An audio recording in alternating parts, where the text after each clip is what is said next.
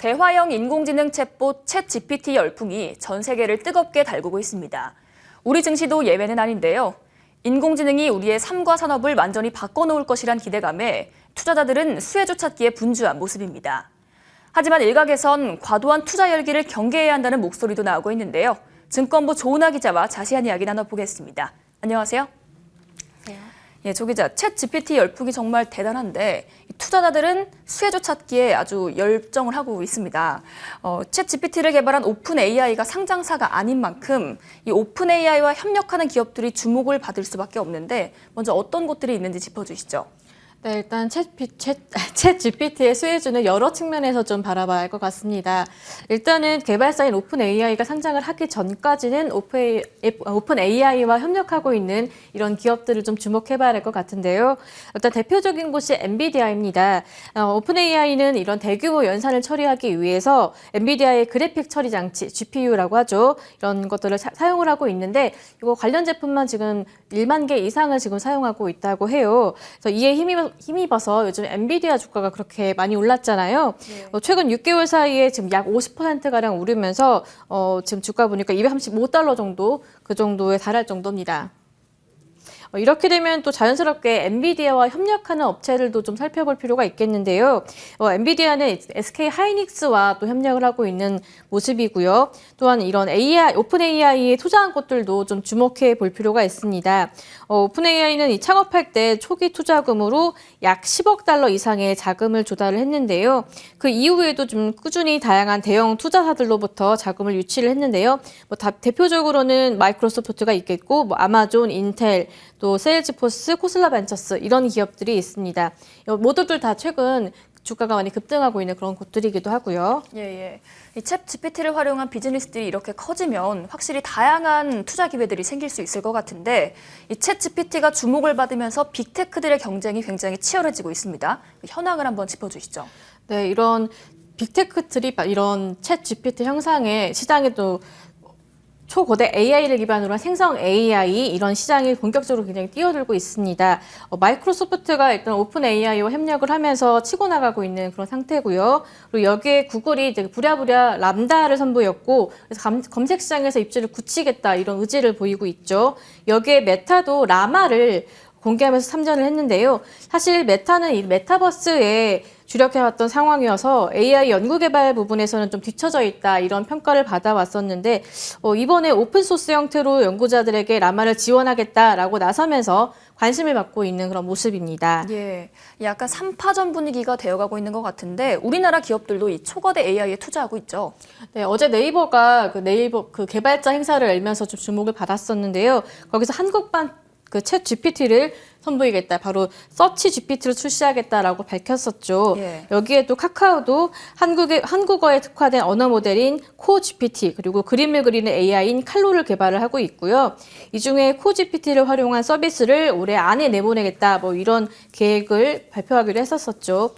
또 여기에 LG가 AI 연구를 설립한 이후에 초거대 AI인 엑사원을 자체 개발을 하고 있고 또 SK텔레콤 같은 경우에는 A.을, KT는 믿음이라는 네이밍의 초거대 AI를 준비하고 있습니다.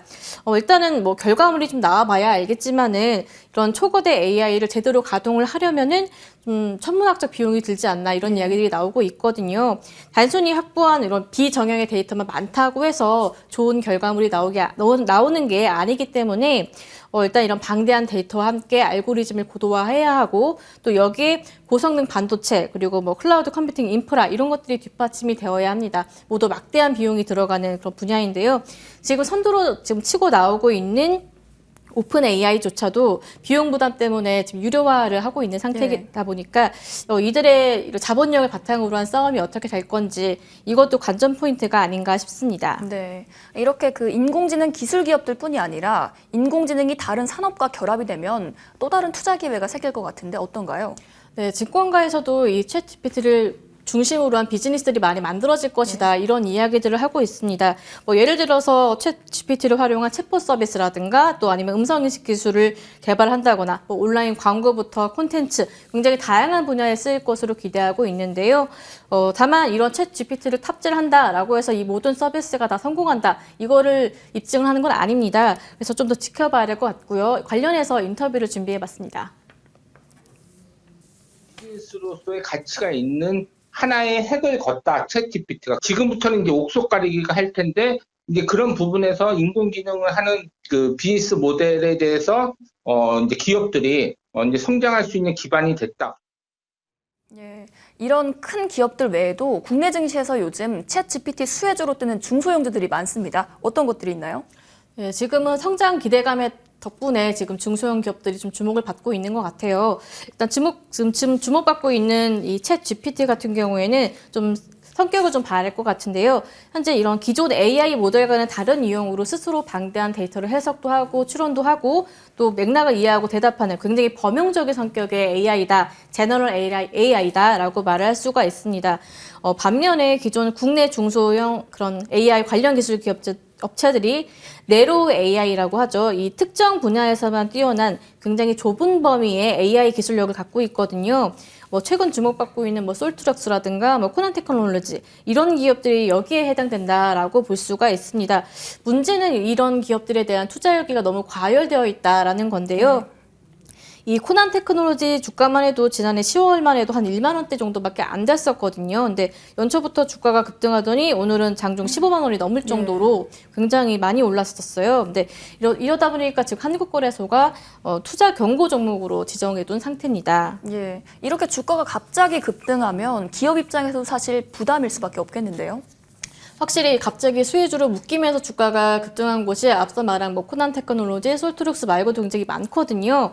올해 셀바스 AI 주가가 6,720원에서 29,750원까지 무려 300% 넘는 이런 급등하는 비율을 보였었거든요. 또 지난 24일에는 뭐 장중 3만 원 넘게 이렇게 치솟기도 했었고 또 셀바스 헬스케어 같은 경우에는 1,000원대 주가가 27일에 8,000원대까지 오르기도 했었었는데요.